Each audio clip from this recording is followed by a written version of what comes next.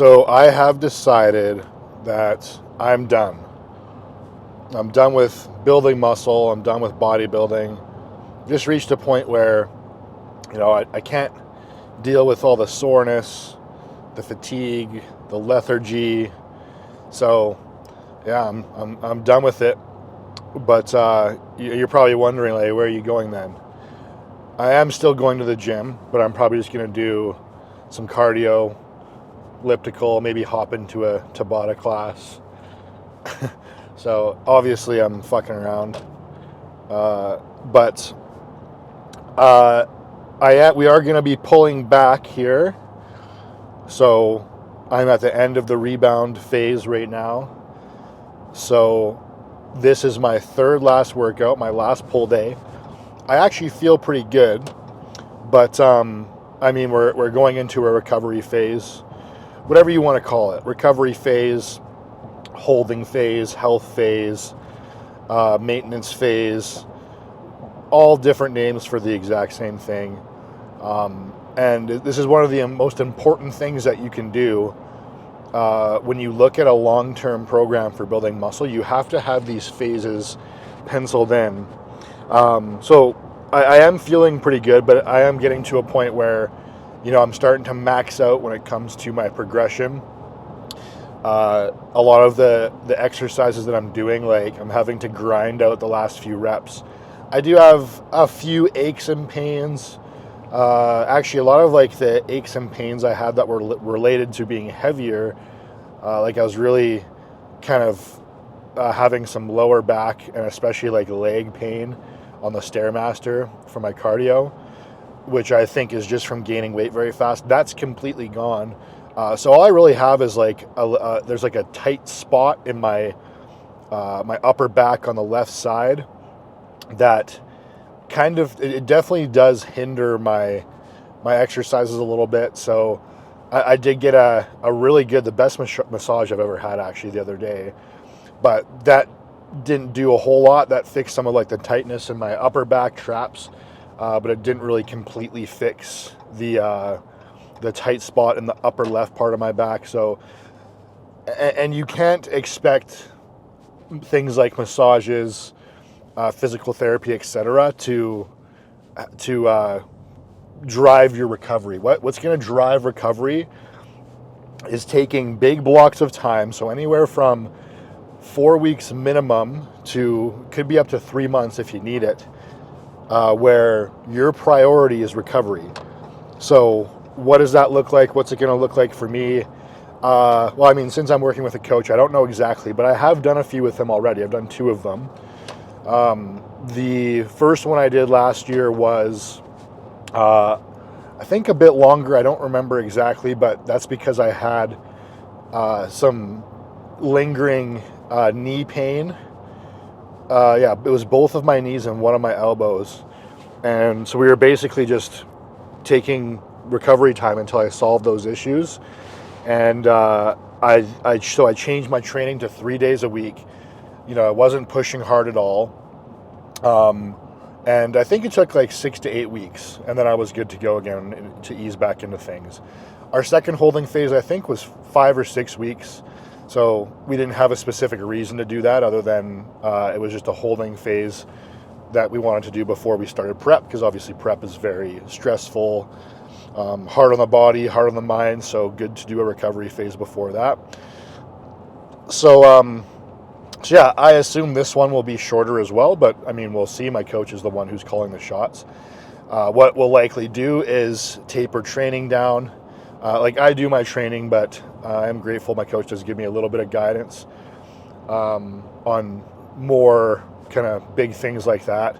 So instead of doing this super aggressive, back-focused 3 on, 1 off split that I've been doing, I'll probably taper down to a 4-day-a-week split, which I don't know, like if I build it myself, it'll maybe look like 2 pull days, a push day, and a leg day, right? So what you're doing essentially is just giving your body room to recover, right? So you can't push forever before the pushing starts to shift from facilitating muscle growth, and it could slowly start to shift to breaking your body down, whether that's muscle loss or joint problems, pain, halfway injuries that turn into full injuries. So it's something that, you know, you should try to be proactive with. Although, I mean, you can go until you're starting to notice, like, you know, stiffness, pain here and there. So it's kind of up to you. Depends on your personality, like how hard you like to push, etc. All right, so as I'm doing my activation exercises here, you can definitely feel my lats are still kind of sore from my last session, kind of tight. So that's just what happens when fatigue accumulates over time. So that's why recovery phases are needed, to let that fatigue dissipate. I'm glad I threw these in. This is the first time I've done activation work before every session. I think it's definitely made a bit of a difference.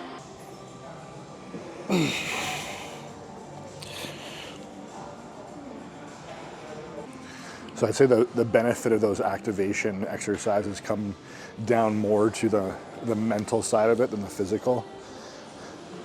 Just taking time to do exercises that help you really feel through that full stretch and that full contraction on the muscle you want to target. So, but granted, I only do this for back. So if it's not a muscle you struggle to connect with, no need to throw activation exercises in. So these kneeling single arm cable lat pull downs that I'm starting with, they're the one exercise that I have kept in all 3 of my pull workouts, because they're awesome. I've always connected well with them. So yeah, they're effective. Plus, I usually like to do a single arm cable pull down like this one, plus a single arm machine pull down. And there's really no good machines here in this gym actually for a good single arm pull down variation. So I'm just sticking with this. Now, because I've been doing it 3 times a week or a rotation, I've progressed quick. So this is one that you'll see, like, I'm getting pretty close to the end of where I can progress to. So I got up to 77 for 14 and 13 last week. So we added the add-on weight this week, and we'll see if I can hit 14 and 13 again. I probably will no matter what, but the last couple of reps might be a little bit sloppy. And this is one exercise where I don't really like doing partials. So 14 on this first set is a target.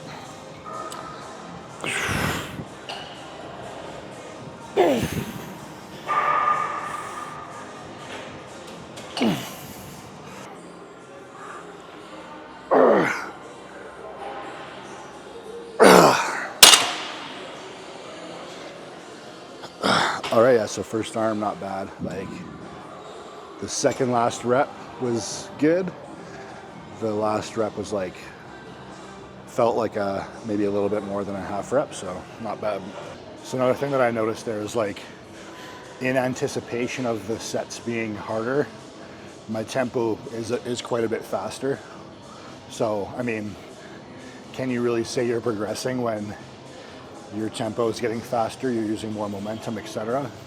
You're not controlling the weight as much on the eccentric? Probably not.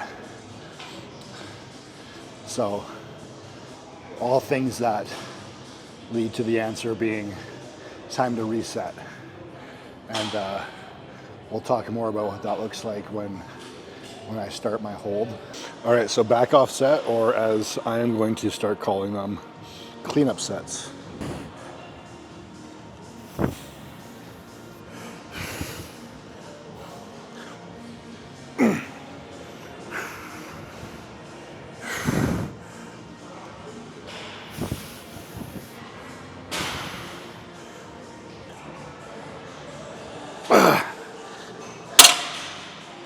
Oh, that felt good. So I got 10, which is lower, a lot lower than my last 2 sets, which I would say is mostly because I didn't have that rep target in mind. Like, my goal there was just to keep the reps nice and clean and slow and controlled, and then go until, I couldn't complete a full good rep. some more evidence that points to my first 2 sets being nasty. Not that that's a bad thing. I'm making that sound like it's a bad thing. All right, so this isn't the first time you've seen me using this machine. If you've been watching all the episodes, that is. So similar situation as with the first exercise. I've worked my way up in load very quickly on this. I started at, I think, I can't remember exactly. I could look, I guess. But I think I started at less than 3 plates. Now I'm at, per side, now I'm at 4 with a 5 on there, which is, so I'm gonna try doing 5 more pounds than last session. I did 9 reps both sets, but these are still kind of getting dirty in the sense that I kind of lean back, I think. It's hard to tell. They still feel pretty good, but, and this is another one where I am doing an extra set to balance out the volume from consolidating the program. So that will probably be a back off set. So we'll see how much better my technique looks with a little bit less weight. And this is also kind of foreshadowing what's gonna happen when I start my holding phase, which is I'm gonna reset all of my progressions. So either the reps or the weight is gonna be lower to the point where it's like, it sets me like a few weeks back on purpose. So I give myself some runway. So I think I've explained this many times, but repetition, I guess. All right, I'm doing a warm-up set here just to feel the weight. So 2 or 3. So I want to try to like not lean back. I have to put my foot out a little further or something.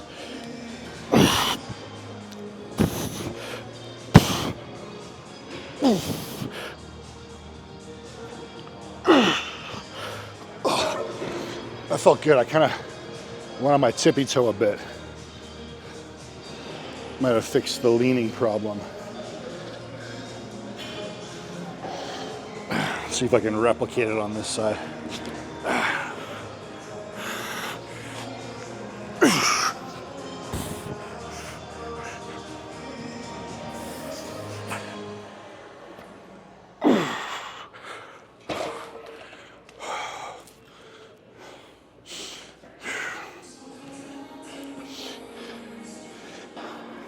Yeah, so it's when I do my right arm that it feels a little weird.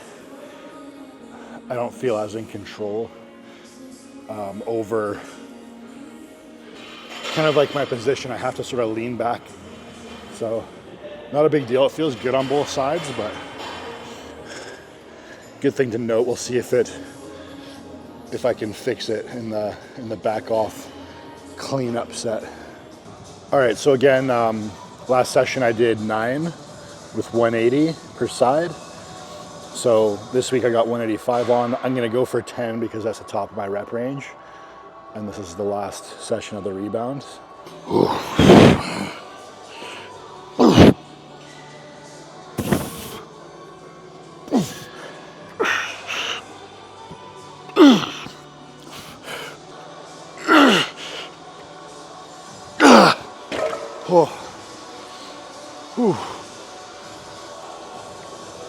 Cool, that felt pretty good.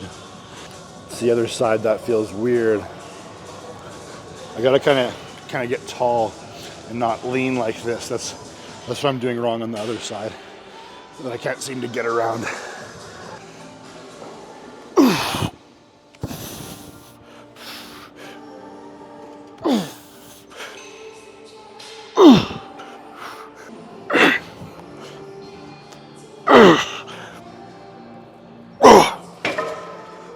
All right, yeah, so it feels great on the left side, kind of sketchy on the right side. Now, what I think I'm gonna have to adjust on this is, my idea for this was to do like a loading single arm lat horizontal pull, which meaning just like a lower rep range. So I think these are pretty much every single arm exercise is better in like roughly the 8 to 14 range.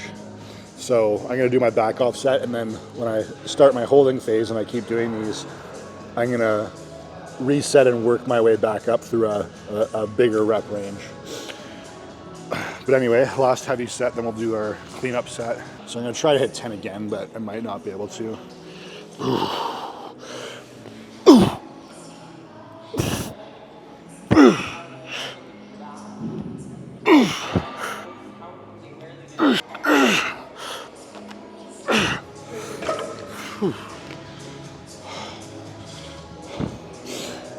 All right, hit the 10, cool. Still trying to figure out why the right side feels weird. I think I might be leaning a little more into it on the left, so we'll see. Try that. If I'm ready.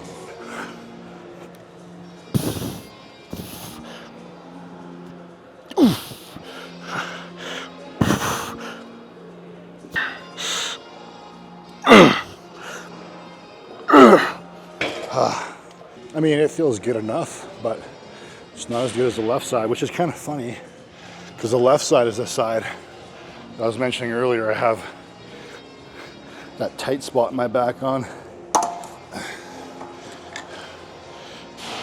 Okay, so cleanup set. I just dropped 50 pounds per side, so from 185 to 135. No rep target. Just the goal is to keep them clean. No profanity. And we'll see where we end up.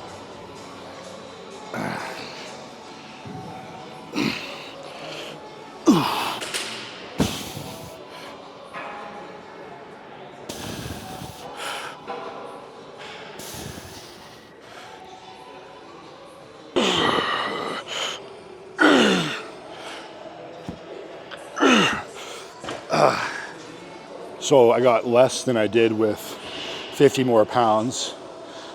Again, just like in my first exercise, because I have a different mindset going into the set. So very interesting. Although this is, remember, this is my loading day.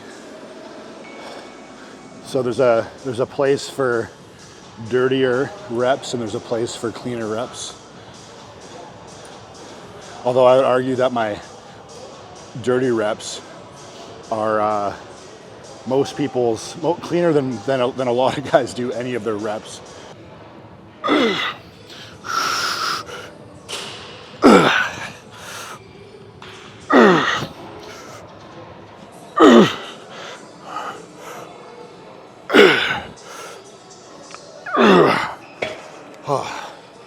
Yeah, so there we go. Now that side felt way better. So just how much load I had on there affected the way that I set that side up for whatever reason. All right, so now we are doing stiff leg deadlifts, and these are, like, I'm targeting my back on these, not my hamstrings or glutes like you normally would with a stiff leg. Well, stiff leg is for hamstrings, Romanian's for glutes. You hit both, they just slightly bias one or the other. So here I'm biasing my back. So just really focusing on that isometric hold coming from my back, which you can feel if you do this correctly. Got to ease into this one, so I'm going to do quite a few warm-up reps. So starting with just one plate aside. These are 55-pound plates. So one of the differences that between the way I'll do a stiff leg for hamstrings and a stiff leg for back is I grip the bar a lot wider for back, because that just helps me engage my lats and my back muscles better. And then I'll go a slightly wider stance as well. So, and then also, like, I'll let the bar come further away from my body, and I'll bend my knees a little more at the bottom. Okay, so I'm kind of trying to avoid the stretch of my hamstrings a little bit. Not that I'm concerned if I do get one, but that kind of helps me keep the tension in my back. So,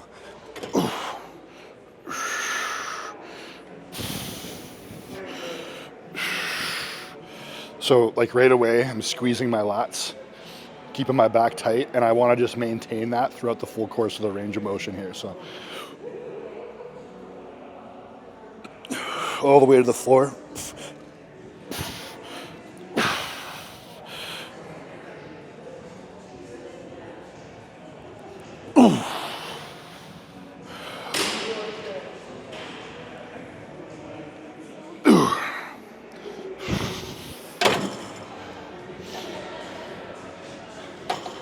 So if you're doing deadlifts for hypertrophy, a big mistake a lot of guys make too is number one, not letting the weight come to a dead stop on the floor. Something that I've done in the past too, my coach has called me out on, because it's like a subtle way to cheat, right? You might not even be doing it on purpose, and you probably aren't. But if the weight bounces off the floor, it makes the rep that much easier. You lose tension on the muscle you're targeting. Second is just like letting the bar slam down at the end and thinking that like the only part of the exercise that you have to work on is when you're pulling the weight up. When in reality, slowly controlling the weight as it comes down is probably even harder and either just as or more effective. So let's add some more weight to this. All right, warm up set number 2 with 265 now. So my working set weight is just gonna be 315. So I'll probably only do 2 reps of this. Otherwise it's gonna be more than a warm up set.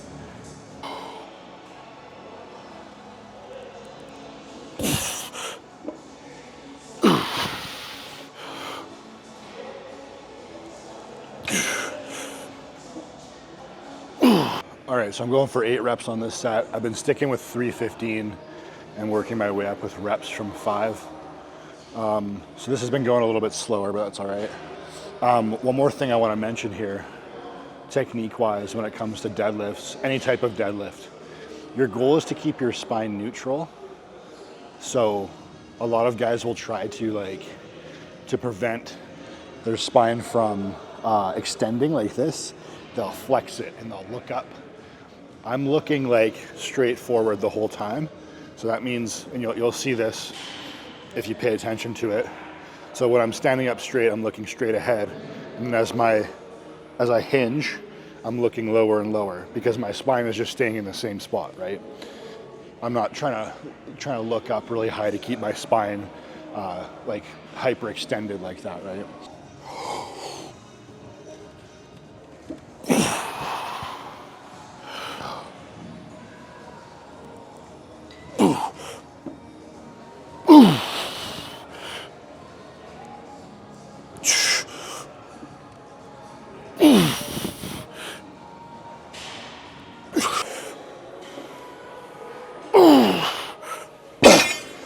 Oh, so yeah, that's definitely one of the most systemically fatiguing exercises. Oh, I couldn't even talk for about a minute there. Okay, second and final set for this guy. Filming a different angle so you guys can see what I was talking about earlier from a different angle when it comes to the spine being neutral. By the way, neutral is a spectrum too. So if your spine starts to extend like a little bit, that can be okay. It can help if you film, obviously, because you can see like I do feel like my spine is starting to extend in the direction, flex. So that's the direction you don't want it to go. But if I watch back in the video, you can't even see it. So, and it feels fine. But yeah, anyway, so at least 6 or 7 here. If I can do 8 again, that's sweet. But any of those are acceptable at this point.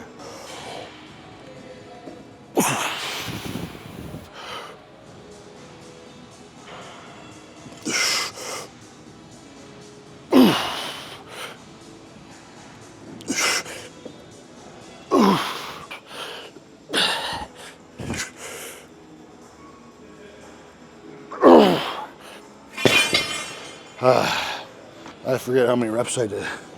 I'm gonna call it 6. All right, so last exercise for back is a pronated grip upper back pull down.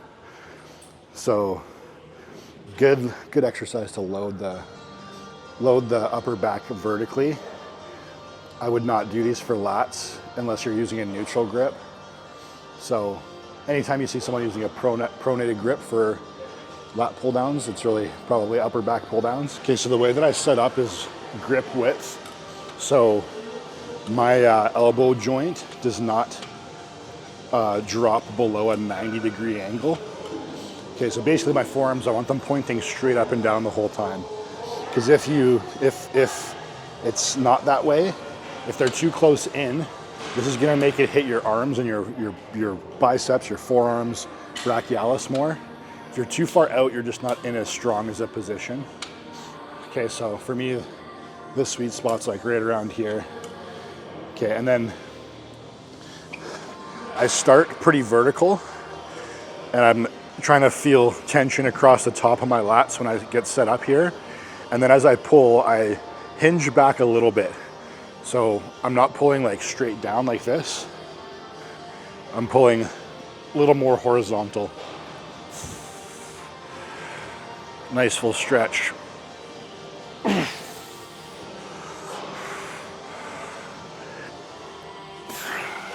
All right, so rep goal here is 8 to 10. I was doing this on a different cable machine, which I don't like. So this week I switched to this one. I think the weight is roughly the same, but I'm not sure. So it's a failure basically. And I'm okay with a few like dirtier reps at the end on these because you get a really good stimulus from the fully lengthened position for your back.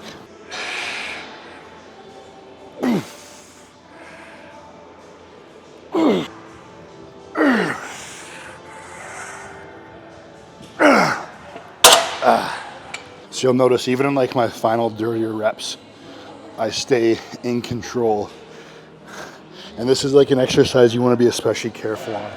Because if you swing, this will really beat up your elbow, your wrist joints, shoulders too. So, because every time you swing and then the weight starts coming back up, if you're not in control when the weight transitions from the eccentric to the isometric stretch, your elbow is just getting yanked out of the socket, or at least it's getting pulled in that direction. All right, see if I can get 10 again. Then we're done with back.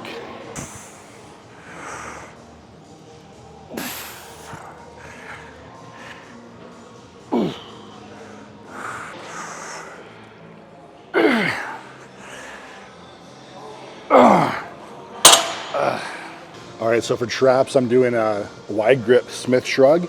I've been doing this for like 2 years now.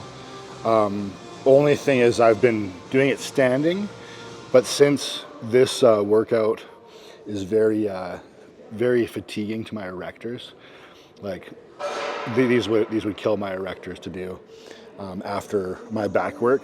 I've changed it, so now I set up this bench, so it takes all the stress off my erectors. So basically I set the bench up so I'm hanging over it like this, and now this way you get a nice stretch across your traps too without having to put as much kind of like effort into it. So I grip pretty wide, so there's going to be like about 90 degrees on my a little more than 90 degrees, so my forearms are basically going to be straight up and down when I pull. Okay, and then I'm going to go for about 14 reps here. Actually, I did 14 reps with the same weight last time. So, I'll just do a warm-up set and then I'll throw another 10 pounds on here.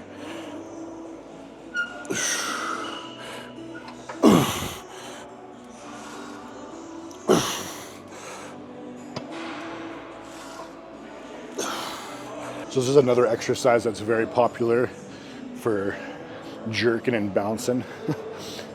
So, like, you want to emphasize the stretch here. Really feel that stretch across your traps. Hold it for a second.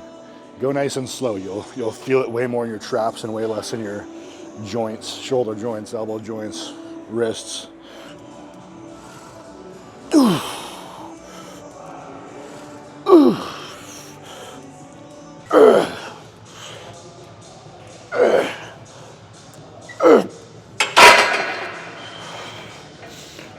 All right, so we added some weight, 10 pounds, and did 15 instead of 14, so double progression. So as I move into my holding maintenance phase, there'll still be a lot of exercises that I can continue to progress on, but it's not going to be ones that are very centrally, systemically fatiguing, right? All right, so the reason like a wide grip is great on these is because your traps don't just pull up. As you can see, like they pull up and in. So the wider grip facilitates that, whereas if you're just shrugging like this, it doesn't really emphasize that as much. So you're not getting as much of a contraction across your traps. Also, this angle is good because your traps just aren't up here. They also go down the center of your back. So like if I was doing these standing, I'd do them slightly bent over as well.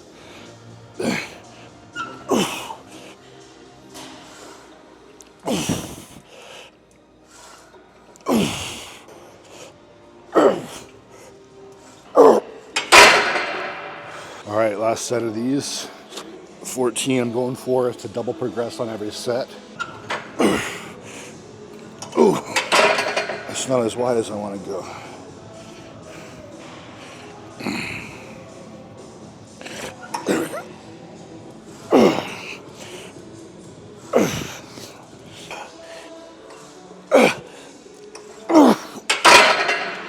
Oh, awesome.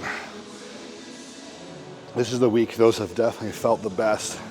They're a little bit tough to get used to and set up, but definitely one of the best trap exercises I've done.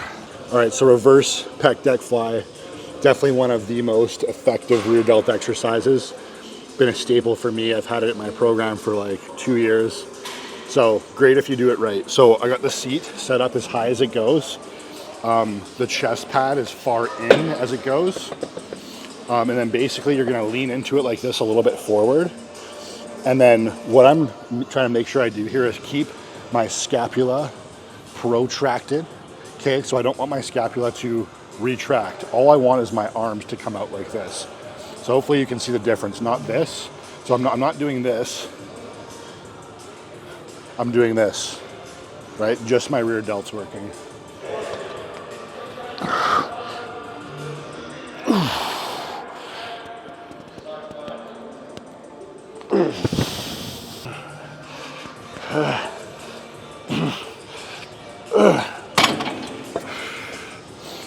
I do the same thing here as I do on all of my rear delt exercises, where every set I'm going for 16.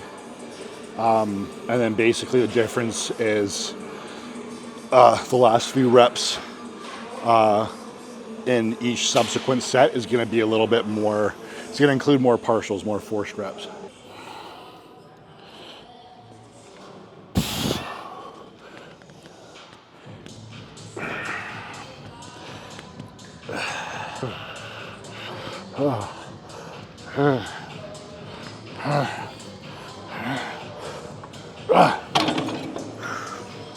So if you're one of the people who struggles to like feel their rear delts, a good thing to practice with these is just hold the contraction. And when you're holding the contraction, you can kind of shift where you're focused on kind of, and eventually find your rear delts and then very slowly start doing the reps.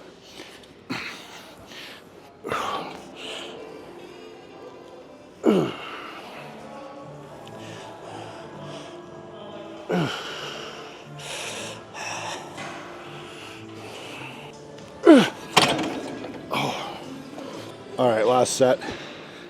That last set I did felt a little rough, so I took a little more. I'm kind of rushing because I gotta be home quick here.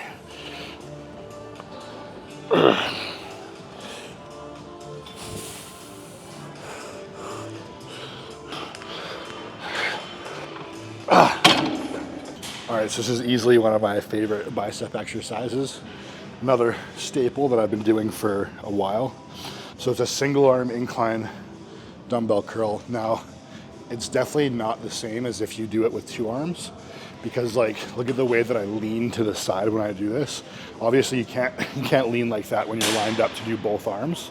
So what you want to do here is like get into a position where you got support on the back of your arm, and you can feel a good stretch across your bicep. And that's essentially the idea here, is we're training the bicep in the lengthened position.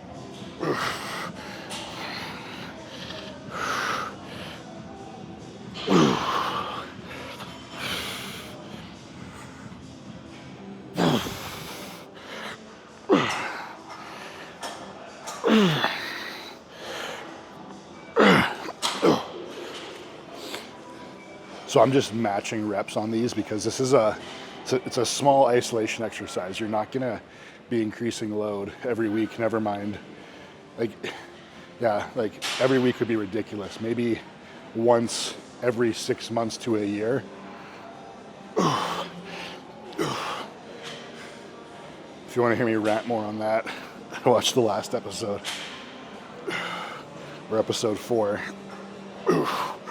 This I can go back to back without any rest, back and forth, because the amount of time it takes to do a set on one arm is enough time for the other arm to completely rest.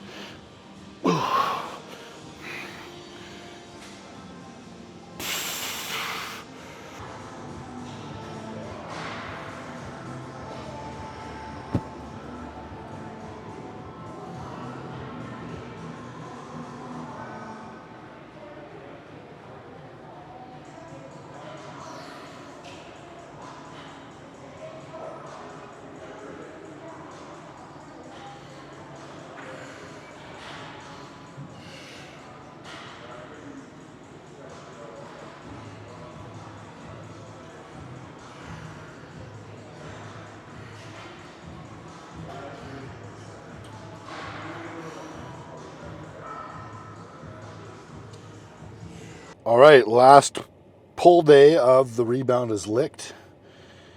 Post-workout ritual. Nick in the lip.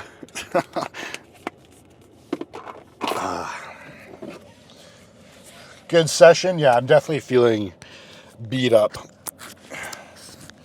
I can certainly no longer keep progressing like this without something giving eventually, so good time to pull back. Whoop. So I got a comment, I don't know on what video it was, but a guy mentioned your legs are not overdeveloped. I forget what else the context was. I think I wrote it down, or I have a screenshot of it here. Yeah, he just said your legs are not overdeveloped. And he's right, they're not. That's not the reason that I have them on the back burner. The reason I have them on the back burner is because they are, I mean, I guess you could say overdeveloped in comparison to the rest of my body, my upper body, right? Easily. It's glaringly obvious. So in order, like, I want to be competitive as quickly as I can. I'm also a classic physique competitor, so I'm not trying to get like as massive as I possibly can. Shape and shape, that's kind of what that affects. Shape is very important. And I also have a weight cap. So if I just keep growing my legs, or letting my legs outgrow everything else and allowing them to be significantly bigger than my upper body, it just doesn't make any sense. That's not a good plan to win. So I never said, and I'm not training with my legs on the back burner because they're overdeveloped, but it's just a balance thing, an overall balance thing. So just wanted to touch on that. And also, this is something that you shouldn't worry about until, you know, you've been developing all of your muscles with equal focus for a very long period of time. I'm sure I've touched on this, but worth touching on again, because this is a mistake that I made. Like, when I heard guys talk about how they're focusing on a specific muscle group and it's advanced, that sounds super sexy. So I would do stuff like that. I did that for muscles like arms and chest and stuff. It definitely worked on my arms. It didn't really work on my chest, obviously. Yeah, I never did that for back. And like, back was probably one of the things that I had on the back burner when I followed these body part specialty programs.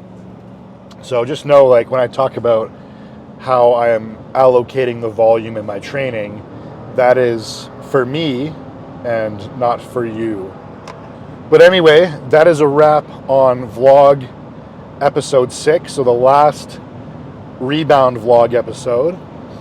So next episode, I'll be in my holding phase, recovery phase, maintenance phase, health phase, whatever you like to call it. So we'll be talking more about how my approach is going to shift for that.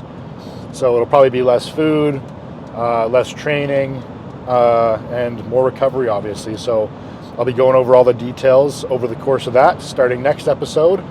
Otherwise, make sure you like the video, leave a comment, subscribe, hit the notification bell, and remember, if you want to work with me one-on-one with online coaching, the link is in the description, along with a link to a free series on how to basically self-coach yourself, the program creation series, and then also discounts for HD muscle supplements. So we'll see you on the next one.